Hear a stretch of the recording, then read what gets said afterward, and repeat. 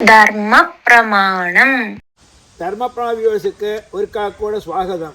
വാദ്യാർ ஆற்றுல விளக்கு கொளுத்துறது எத்தனை திரி போடணும், எந்த பக்கம் ஏற்றணும், இப்போ நிறைய ஆளுகளுக்கு கன்ஃபியூஷன் இருக்குது. இது எப்படின்னு விளக்கி சொல்லியிருக்கோம். அப்புறம் நிறைய பேருக்கு ஒரு கன்ஃபியூஷன் இருக்குது.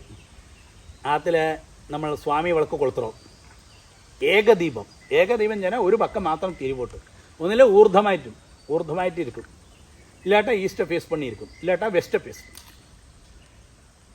எப்பவுமே தெரிஞ்சுக்கோ, நம்ம ஆற்றுல விளக்கு ஏற்றுறது அந்த ஆராதனை அந்த விளக்கு ஒன்றில் அதில் அஷ்டலட்சுமி இருக்கா, தனலட்சுமியிலேருந்து தானியலட்சுமி, வீரலட்சுமி எல்லா லட்சுமிகளும் அடங்கியிருக்கா. அது ஆட்டோமேட்டிக்காக நீங்கள் கொளுத்திக்கஞ்சால் அந்த அஷ்டலட்சுமி அதில் வந்துவிடுவான்னு சாஸ்திரம் சொல்கிறது. மாத்திரமல்ல, இந்த விளக்கு கொளுத்துற சாஸ்திரமே அங்கே இருக்கிற பிம்பங்களை அந்த ரூபத்தில் தெரியணும். இப்போல்லாம் நம்ம லைட்டெல்லாம் போடுறோம், வைദ്യുതി இதெல்லாம் இருக்குது, எலக்ட்ரிக்கு அதெல்லாம் இருக்குது, எல்லாம் சரிதான். പക്ഷേ அந்த விளக்கோட ரூபத்தில் அந்த பிம்பங்களோட ரூபம் தெரியணும். அதுக்காக இந்த விளக்கேற்ற மெயினாக.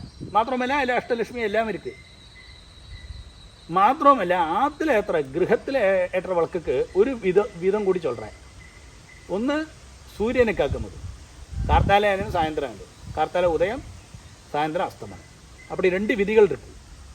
அப்போ சொல்கிறான், ஏகதீபமாயிட்டு விளக்கேற்றாதே, ദ്വിദീപം, അതായത് 2 പക്കം വിളക്കേറ്റിക്കോ. അതായത് ഇരട്ട സംഖ്യയിലെ തിരിയെ പോട്. ഈസ്റ്റ് പക്കവും ഏറ്റ്, വെസ്റ്റ് പക്കവും ഏറ്റ്.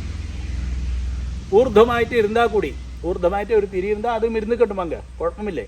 അത് പ്രധാന വിളക്കാ വെച്ചിക്കാതെ 2 വിളക്കുമാ 2 പക്കமாக ஏற்றுப்பார்.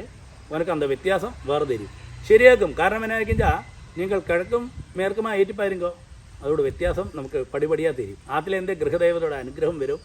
என்றைக்கும் அந்த சம்பல் சமிருத்தி கலகங்கள் என்ன இருந்தால் அது மாறும். அப்படி சின்ன சின்ன காரியங்கள்லேருந்தே நமக்கு கிளியராகும்னு அர்த்தம். என்னாவது ப்ராப்ளங்கள் இருந்தால் அதெல்லாம் சால்வாகி கிடைக்கும். அப்போ அதுலேருந்தே உங்களுக்கு தொடங்கலாம். நீங்கள் வந்தால் பரீட்சித்து பார்க்கலாம்.